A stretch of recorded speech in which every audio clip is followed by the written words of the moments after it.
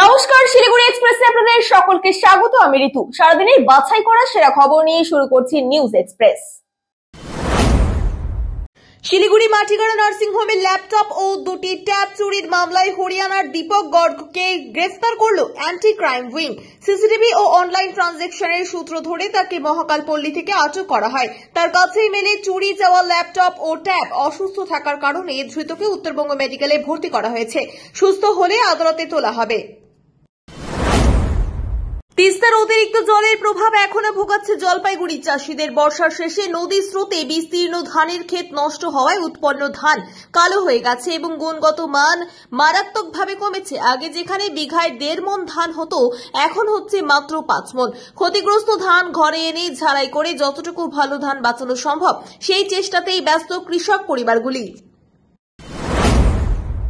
Khunia range ও Malbazar mountain trekkers ফাউন্ডেশনের উদ্যোগে সুখানি বস্তিতে সচেতনতা শিবির হয়। গ্রামবাসীদের নিয়ে 6 সদস্যের কিউআরটি দল গঠন করে 6টি সার্চ লাইট দেওয়া হয়। বন্যপ্রাণী গ্রামে ঢুকলে কিভাবে সামলাতে হবে তা নিয়ে সচেতনতা বাড়ানো হয়। উপস্থিত ছিলেন রেঞ্জার সচল বাবু, সভ্য রায় ও সংস্থার প্রতিনিধিরা। শিশু দিবস উপলক্ষে ডিএইচআর শিলিগুড়ি থেকে রংটং পর্যন্ত আর্টিস্টিক ও দৃষ্টিহীন শিশুদের জন্য বিশেষ টয় ট্রেন যাত্রার আয়োজন করে। আনন্দে ভরে ওঠে পুরো পথ। শিশুর হাসিতে রঙিন হয় টয় ট্রেন। উপস্থিত ছিলেন এসিটি এর রাজ বসু ও ডিএইচআর ডিরেক্টর ঋষভ চৌধুরী। 13 থেকে 15 নভেম্বর ডিএইচআর আরও আয়োজন করেছে আয়রন শেরপা কম্পিটিশন, শুকনা স্টেশন মহোৎসব ও রংটং শুকনা শতবর্ষ মার্চ। উদ্যোগটি শিশুদের জন্য তৈরি করেছে এক বিশেষ খুশির দিন।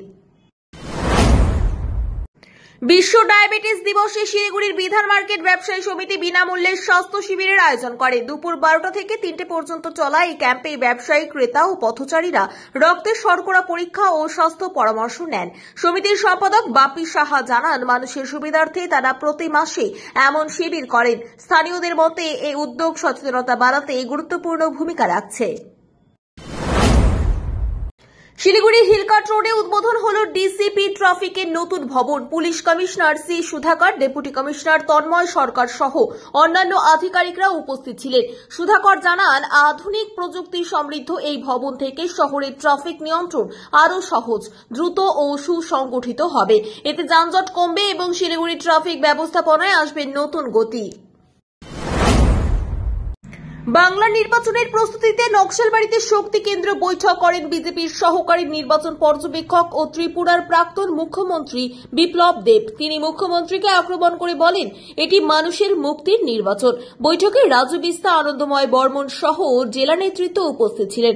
বুথ মজবুত করতেই এই বৈঠক হয়। বাংলা নির্বাচনের প্রস্তুতিতে নকশালবাড়িতে শক্তি কেন্দ্র বৈঠক করেন বিজেপির সহকারী নির্বাচন পর্যবেক্ষক ও ত্রিপুরার প্রাক্তন মুখ্যমন্ত্রী বিপ্লব দেব। তিনি মুখ্যমন্ত্রীকে আক্রমণ করে বলেন, এটি মানুষের মুক্তির নির্বাচন। বৈঠকে রাজু বিস্তা, আনন্দময় বর্মন সহ জেলা নেতৃত্ব উপস্থিত ছিলেন। বুথ মজবুত করতেই এই বৈঠক হয়। বিহার নির্বাচনে জয়ের আনন্দে শিলিগুড়িতে গেরুয়া আবির ও মিষ্টি মুখ করে উৎসব করল বিজেপি। হিলকাট রোডে ঢাক ঢোল, বাজি ও মিষ্টি বিতরণে জমে ওঠে পরিবেশ। অনুষ্ঠানে উপস্থিত ছিলেন বিধায়ক শঙ্কর ঘোষ সহ জেলা নেতৃত্ব।